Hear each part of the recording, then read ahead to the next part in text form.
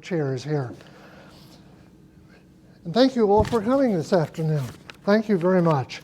Before I get into the formal portion of the program, there are some people that I would like to thank, because really, no book is written in isolation. It's nice to think that, yes, you did it all by yourself and that's fine. It doesn't work that way. A whole group of people were very, very helpful in working with me to make this thing come together, and I certainly appreciate that. Doug Dahman was one of them. A lot of inspiration, a lot of creative ideas and helpful suggestions, and I certainly appreciate that. Bruce Clem, who's sitting up in the front row from the round table in Milwaukee, read an early version of the manuscript. Lots of good comments came back, and I really appreciate the work that was done there. Gina Redant from the museum works with the collections. It is oftentimes very difficult to find images of Confederate leaders because you didn't have a Brady wandering around the South in quite the same way. She was able to come up with lots of information we could use in the book and help illustrate it. So that was very helpful. A gentleman is not here this afternoon, but Colonel Thomas Stone retired from the U.S. Army. West Point, PhD in military history, also read the manuscript, went through the details of the thing, and had a lot of suggestions to make for me there. So I appreciate that. My daughter, Margaret, of all people, did artwork and the charts and graphs and all that came with the book to make it something that people would actually like to pick up and take a look at. So that was great. I also want to mention my wife, Karen, who's put up with me all these years. In doing so, particularly when we came to January of this year, we spent 6 weeks sitting in the living room going over each word, each comma, everything in the text.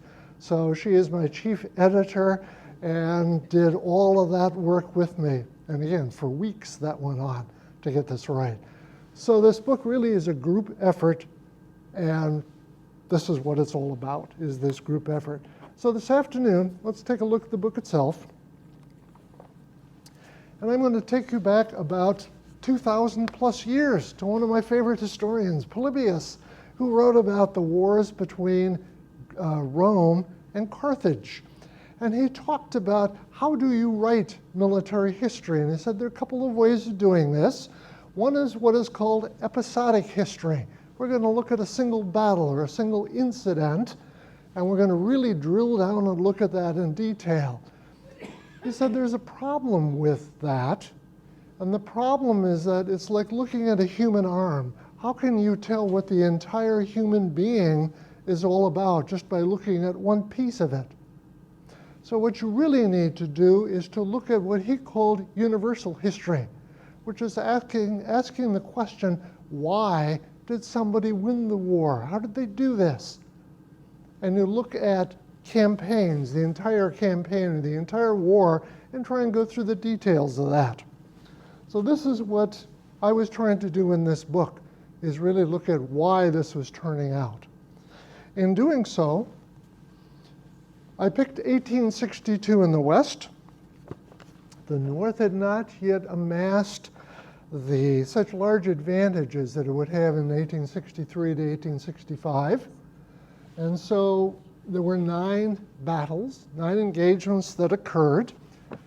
The South in general brought about the same number of men to the battlefield, in some cases more. They used the same drill manuals, the same weapons.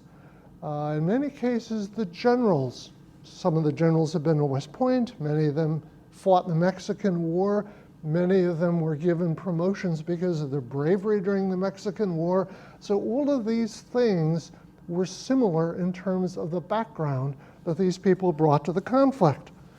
So then why would the Union win all of these victories if all the things were somewhat similar in 1862? That's the kind of thing that this book gets into. I do volunteer at the Kenosha Museum, and one of the missions here is to look at the Midwestern contributions before, during, and after the Civil War. If we look at the contributions, Midwestern contributions from the upper Midwest to these 9 battles, over 3/4 of the soldiers, infantry and cavalry, and so who participated came from the upper Midwest. Most of the commanding officers for the Union Army at this time came from the Midwest. And they were the ones winning the war in the West. So they struggled in the East, and they were winning in the West. And this had something to do with it. Now, there are a lot of myths and stories connected to military history, and I just put a few of these up here, just for a little fun with this thing. If you read books on leadership, and I've gone through the literature in this area, a lot of things, 7 Habits of Successful People and Good to Great, and all of these kinds of books that you can go through, a lot of vocabulary comes out, a lot of descriptive terms, and a lot of embedded myths. And I want to mention just 2, kind of for the fun of it, that here we have generals who love their horses, or their horses love the generals. So we've got Alexander the Great up there with his horse Bucephalus. And if you get a chance to read Plutarch, he will go through how much the horse loved Alexander and how much Alexander was grateful to his horse for carrying him through successfully in all the battles he fought. And then we have Napoleon and his horse Marengo. He had 50-some horses that he kept track of, but Marengo was his favorite. And Marengo was one that Napoleon really enjoyed. Well, the skeleton in the middle is Marengo. So if you go to the National Army Museum for Great Britain, you go there in London, you get to see what's left of Marengo. Not to be outdone, we also have the lost cause theories of the Civil War that come up. So then we have, of course, Lee and his beloved horse, Traveler. And Lee had other horses too, but Traveler was the horse. And I've also then, we have a picture of Traveler as he was preserved. Lee died in 1870, Traveler died in 1871. Traveler was located just outside of the chapel where Lee was buried. The problem was, though, that as people came through, they began carving their initials into the horse and into the skeleton, and there were some issues, so they actually buried him. And one would think that in using findagrave.com, you're looking for human beings, but you can also find Traveler and his gravesite in Find a Grave. He's there, you can look him up, it's all in place. So these are some of the kinds of myths of leadership that take place.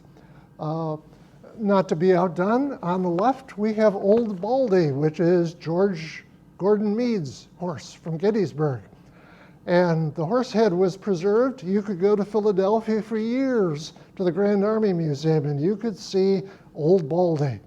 The museum's closed now. They keep moving his head. I'm not sure where he is, but he's somewhere in Philadelphia. That we know. And then we have the famous picture of Lincoln reading to his son. And again, it was this fatherly, loving image. Not to be outdone, the Lost Cause folks also have Lee reading the Bible, of all things, to this young child. I think the child may be sleeping through it. I'm not sure, but it's certainly, he's not paying careful attention at this point. But again, these may be enduring images and myths, but they have nothing to do with the battles. Why did somebody win? And it had nothing to do with liking horses or liking children. It was this business of what brought them to victory. So then the question is there anything that can be measured or identified? How do we go about doing that? And we can find primary source material that describes these leaders. So here we have a description of General Grant. Theodore Lyman, who's an aide, writes to his wife about this. Grant is a man of a good deal of rough dignity, rather taciturn, quick and decided in speech. He habitually wears an expression as if he had determined to drive his head through a brick wall and was about to do it. And this is certainly a compelling observation. No question, Grant was determined. Okay. But was he more determined than, say, Albert Sidney Johnston at the Battle of Shiloh? Johnston led the Confederate Army there. Grant led the Union Army there.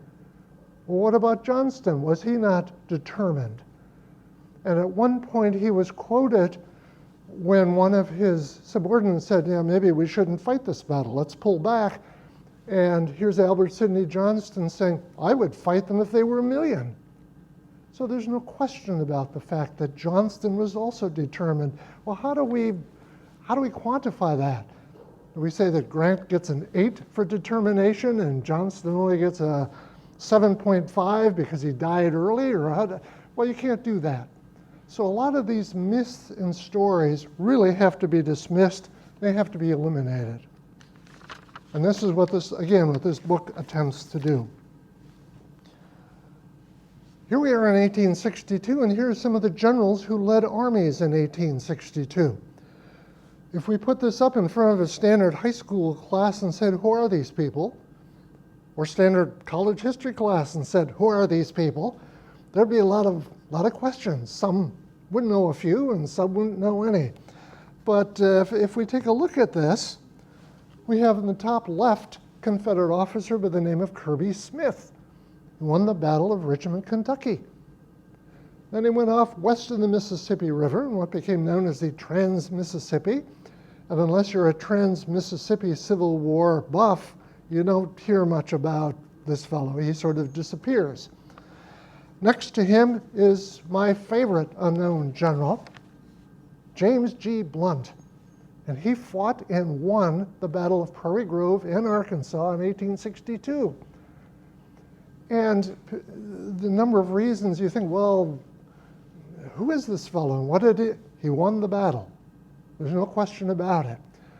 His problem was that after the battle, when it came time for him to write his memoirs, he was not doing very well mentally, and eventually he died in an insane asylum in Washington, D.C. after the war. So people did not pay much attention to him, but he won a battle.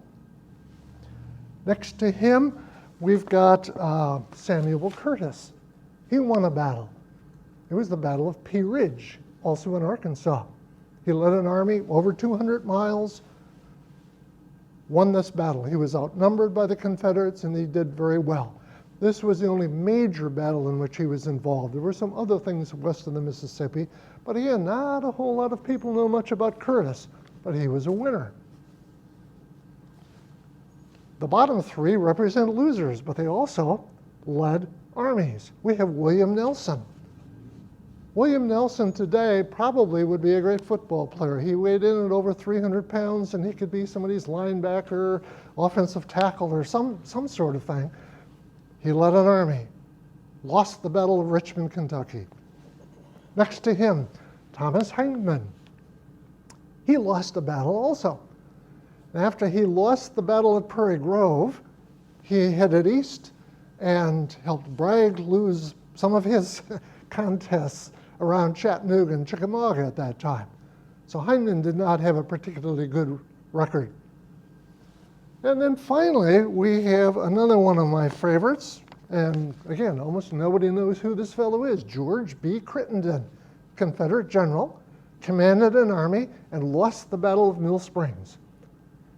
And after the battle was over with and his army had dissolved and it was a mess, when it was all over with, he was accused of drunkenness either before, during, or after the battle, so he was removed from command. But he was another general in charge of a significant military force. So then the question is, if you have all of these unknowns, you don't have a secret sauce that one person would have had internally. You have all these generals, some won, some lost. So the question is, why? What were the victory conditions that helped one side win and the other side lose? And after digging around on this, I kept working through these 9 battles. The North won 7 of them. They tied 1. I look at Perryville as a tie. both sides suffered casualties, but there wasn't any real solid outcome from this thing, and they lost the Battle of Richmond, Kentucky. Confederates lost all the rest. North was also victorious at New Orleans and another battle called Island Number 10, but the Navy really helped the Union win, so this was not a land battle between two generals. So if we put all these similarities together, the question remains. I went off and did additional reading, looked at primary sources, I went to all 9 battlefields, did all of this, and came through and said, here we go. Here are the 6 things that showed up in each one of these 9 battles. Attainable objectives. The president, the theater commander, the commanding general actually had an objective that they could accomplish, and they agreed on the objective. This is important, that they all agreed on the same thing. The general needed to have the competent and effective support of his immediate subordinates. There were times where a general would say to his subordinates, okay, when we come onto the battlefield, I want you to advance and attack the enemy. They would come onto the battlefield, and the subordinates would sit back and say, this is not the day to attack, let's not do this. And they would back off. Commanders secure successful logistical support. Now, this is not a book on logistics per se, but I look at food and I look at ammunition supply for the armies and the whole business of distribution. In many cases, excuse me, the argument is that the Confederates didn't have anything, that they were really lacking in the resources needed to win. In many cases, I found the issue is not so much that they were lacking in resources, it had to do with distribution. They had the stuff, did they get it to their soldiers for them to use? Commander commits all available resources to battle. In some cases, commanding generals would send troops away from the battlefield. In some cases, they would keep large reserves in the back and never commit them. All of these meant that, yeah, the odds are reasonably even when the campaign started, but because the commander would send all these troops away or fail to use them, that was a problem. The initiative, who had the initiative at the close of the battle? In some cases, an army would seize the initiative at the beginning. What happened at the end? If the army had the initiative at the end and was actually capturing the battlefield and moving ahead, it was part of a winning pattern. If they were moving backwards or doing nothing, that was a problem. And finally, at the end, the last one, did the bloodletting make a difference? Was there any operational or strategic outcome that made a difference once the battle was over?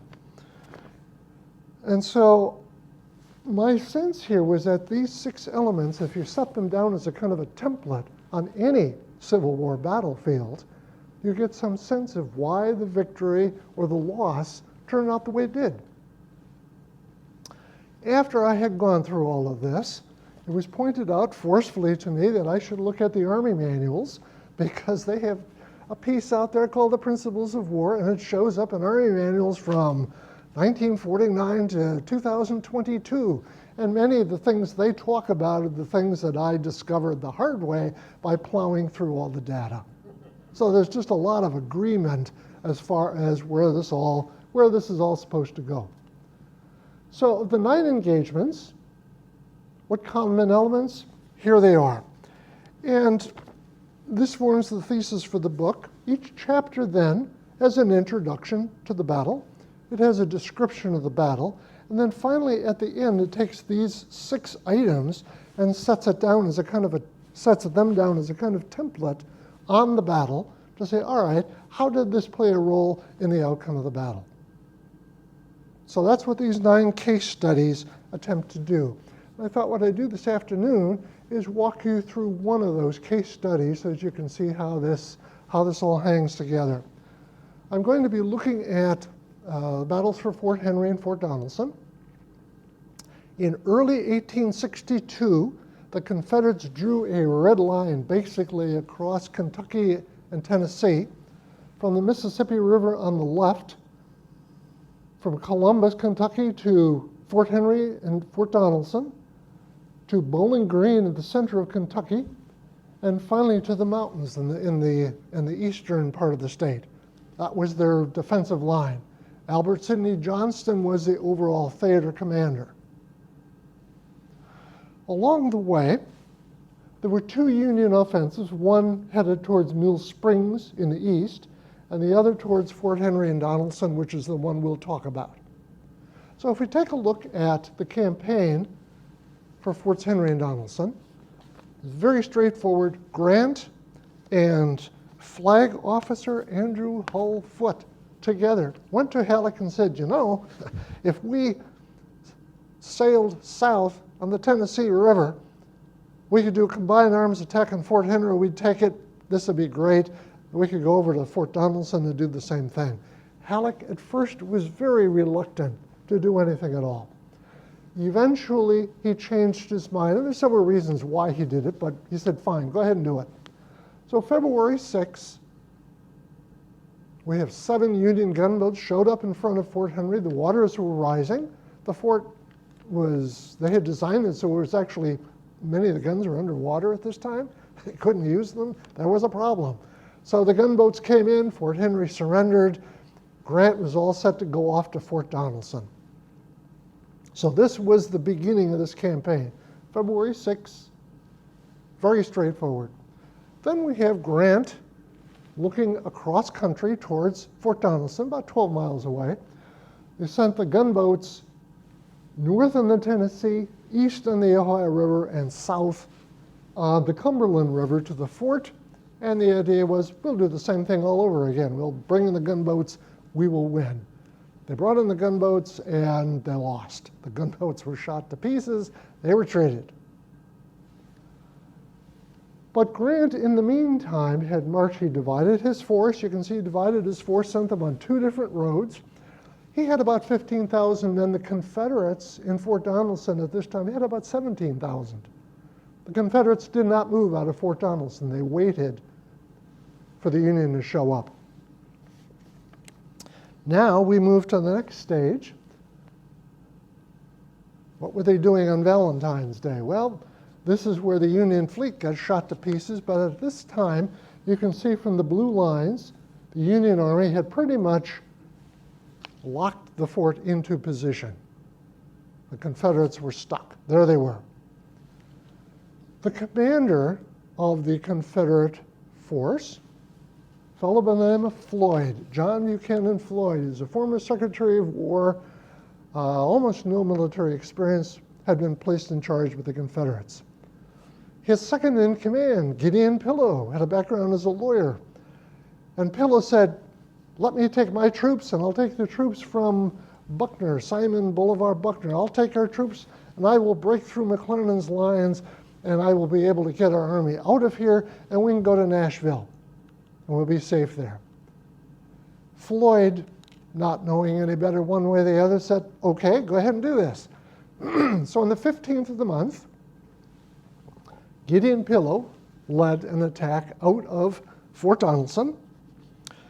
He attacked one of Grant's divisions under John McClernand and opened the road to Nashville. So by noon, they had opened the road to escape to Nashville, at which point Gideon Pillow said, I think we need to go back into the fort once more. Let's go back into the fortifications. So he called all the Confederates together and sent them back into the fort.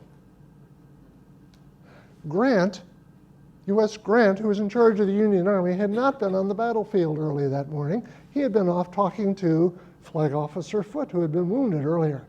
So Grant was talking to Foote. The word came, there's a battle going on down the road.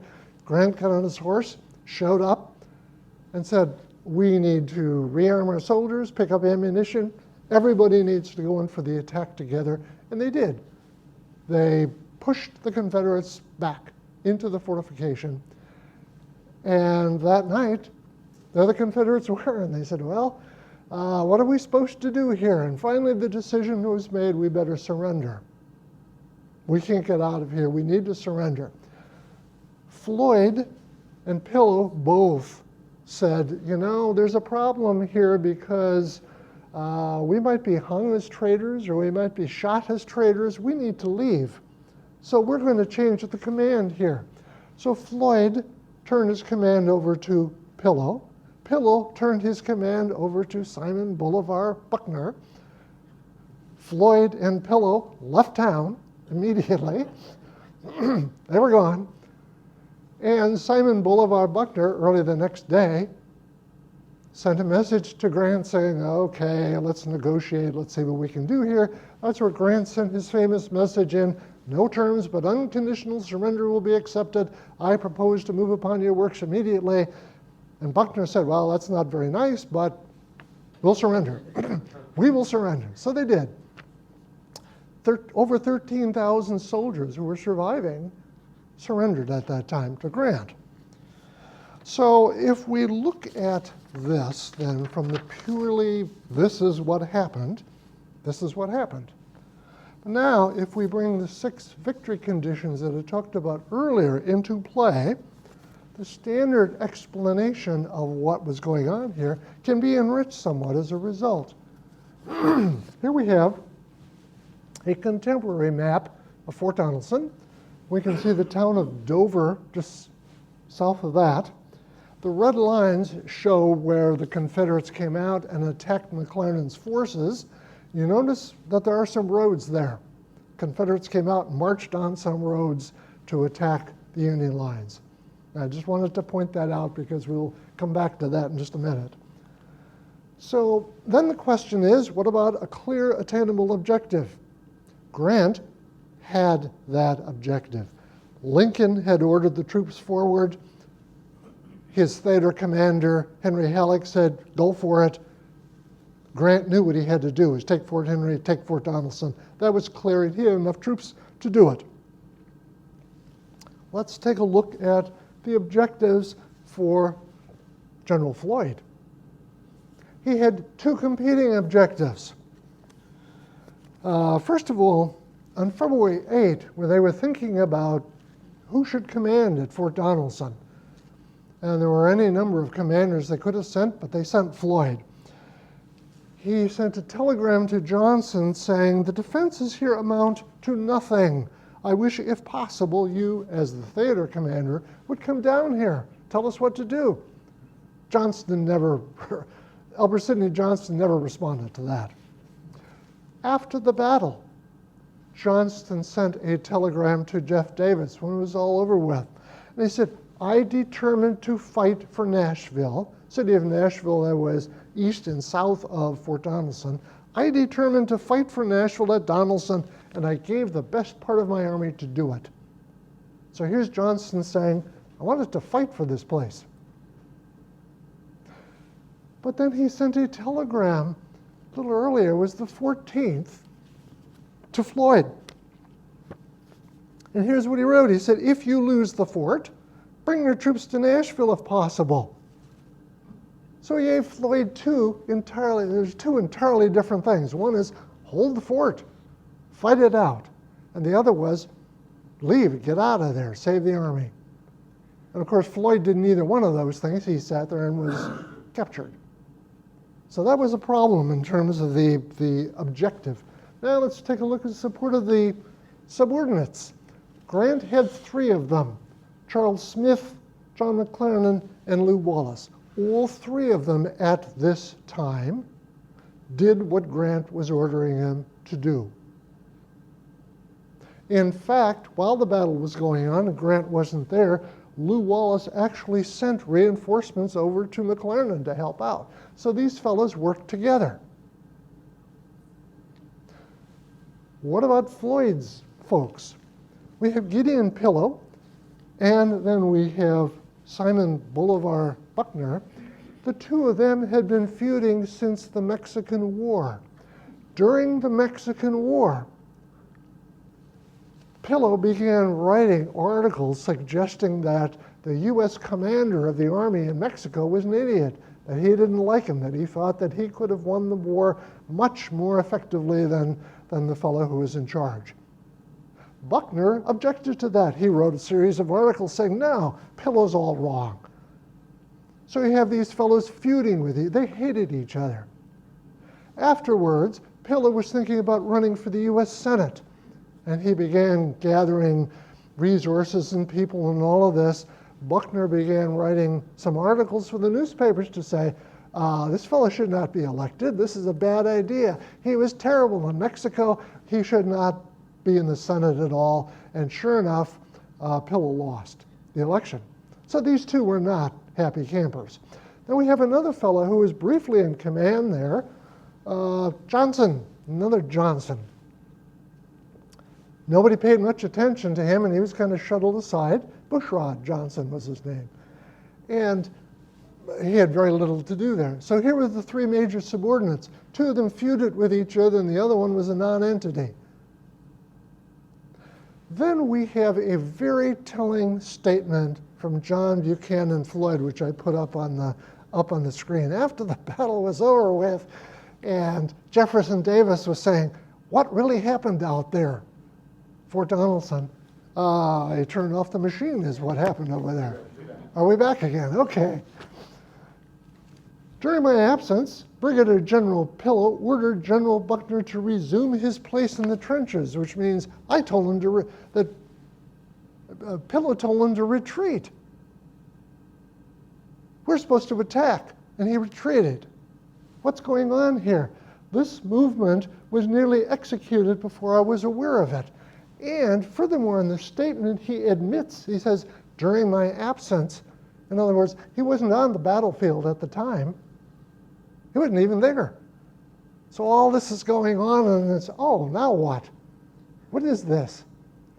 So obviously, the commander and the subordinates are not on the same page here, no matter how you put this together. Now, we look at successful logistical support. And I had fun doing some of this. Grant had it was a new staff. They were figuring things out. The quartermaster wasn't there. Grant had one of his aides actually providing quartermaster and commissary support, food, ammunition, and so forth, followed by the name of William S. Hillier, who was there.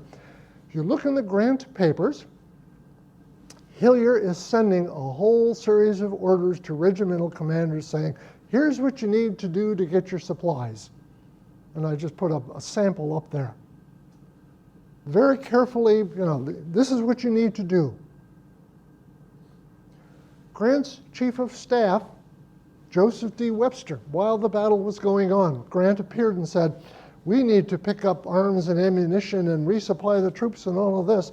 Webster, as his chief of staff, systematically went to the commanders and said, all right, have your men pick up the extra ammunition. Every man needs a weapon. Let's load the weapons, put the bullets in your pouches and so forth, and let's go. So he had absolute support from his staff while the battle was going on. Now we go to the other side of the hill. We'll have some fun with this. Gilmore, the engineer officer, he's writing, well, it was about 1 o'clock, battle had been waged.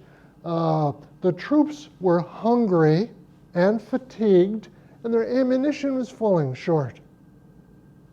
Here's the chief engineer officer saying, we're trying to fight a battle, and people are hungry. They hadn't been fed in hours, and we didn't have any ammunition. What did Pillow have to say about all of this? He wrote 3 reports for the Battle of Fort Donelson. He would send one into Jefferson Davis, and Davis would send it back saying, I read it, and this is unacceptable. Rewrite it. You have to try again. I still don't understand how you could have made a mess of this.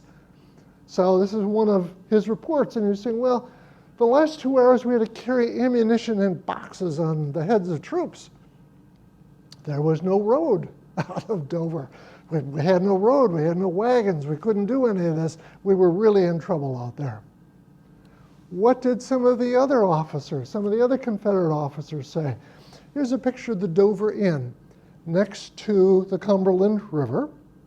In the winter, the Confederates landed all of their supplies for Fort Donelson in front of this hotel. And from the hotel, it was supposed to be distributed both into the trenches and to the folks fighting the battle.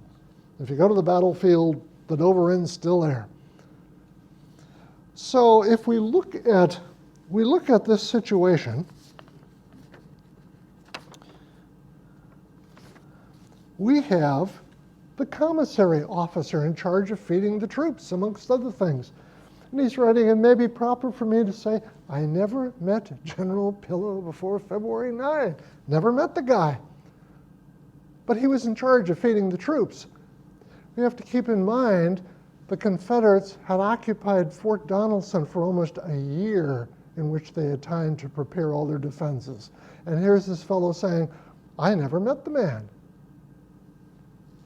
What about some of the others? Well, Nathan Bedford Forrest, he was not known for diplomacy, but he certainly was accurate in trying to write his reports.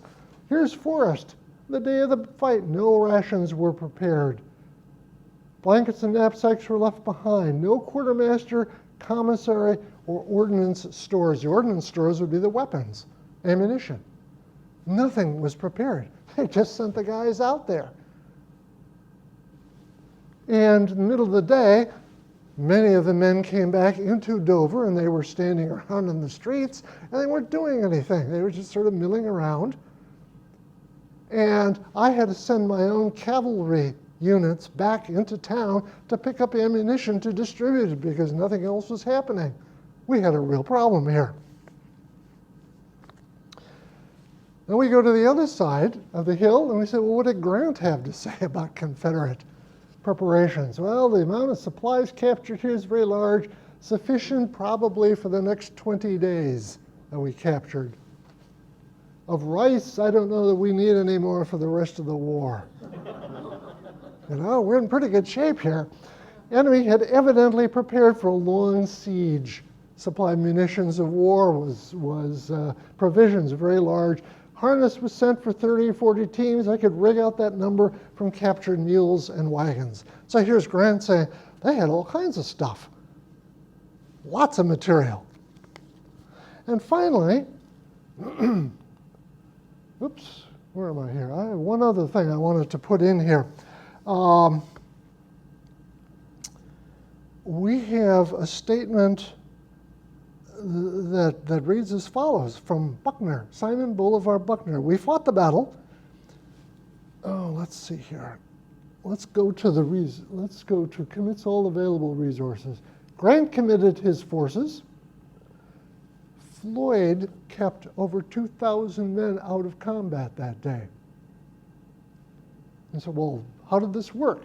Now, I'll take a look at this. Here is Buckner's report. We fought the battle, leaving the 3 companies of artillery in the river batteries, 2 regiments of infantry as a supporting force. We left Hyman's brigade of 4 regiments in its position in the line of works, and therefore all these forces were left within our works without orders or a knowledge that we contemplated a retreat from the battlefield. So they kept over 2,000 men out of the battle. So on the one hand, what are the resources that you can commit? And on the other hand, what did they actually send in? Well, there were over 2,000 men short for this particular battle. Could they have used them? Probably yes. So that's an issue. Maintaining the initiative, well, clearly Grant had the initiative at the end of the battle. We can say, yes, Pillow attacked the federal forces at the beginning of the day on the 15th, but by the end of the day, Grant had the initiative. There's no question about that. Then the question of some operational and strategic success. Well, on the Mississippi River, that had been, in a sense, outflanked, so the Union Army was able to send naval forces south. Eventually, they were able to go all the way to Memphis. We mentioned the Tennessee River, Union forces going all the way to Alabama, and they had the Cumberland River all the way east to the mountains. So there was a huge plus here for the Union. And between 12 and 13,000 Confederates had been eliminated because they surrendered. A number of them had been killed. And this is why there's an author by the name of Kendall Gott who wrote a book, Where the South Lost the War. And his contention is they lost it here at Fort Donelson. After here, it was downhill for the Confederates. So really, the book thesis connects, it takes these 6 elements It connects it to those 9 battles, and those common elements are identified in every single one of those battles. They played a major role. And so what I would suggest here is, when we come back to this, the book itself, there are a whole batch of examples that are given in the book that support this. For example, Perryville in Kentucky and Prairie Grove in Arkansas, Confederate subordinates were ordered to attack, and they said, no, let's not do that. They just decided not to do it. Now, one can argue maybe they should have, and maybe the subordinates were right, and all of this back and forth, but the point is they did not do what they had been asked to do. Battle of Richmond, Kentucky. This force under Edmund Kirby Smith showed up, and they were attacking the Union Army, and the Union artillery went forward. They had ammunition in their limber chests. They fired it all off, and they were sitting there now with guns that were empty because nobody brought up ammunition from the rear. The Confederates moved forward. They captured the position. They captured the guns. And at the same time they were capturing the guns, along came extra caissons with additional ammunition coming to the front to add ammunition for those cannon. So the Confederates started with the guns and wound up with the ammunition as well that they could use against the Union forces. Yeah, these kinds of things were going on all over the place. Pea Ridge and, again, Prairie Grove in Arkansas. In both cases, the Confederates had resources in ammunition. In both cases, at Pea Ridge, they parked their ammunition something like 10 or 12 miles away from the battlefield. They thought maybe the battle would be fought someplace else, so they parked the ammunition elsewhere. They were fine for day 1. Day 2, they did not have artillery ammunition. That was a big problem. Same thing at Prairie Grove.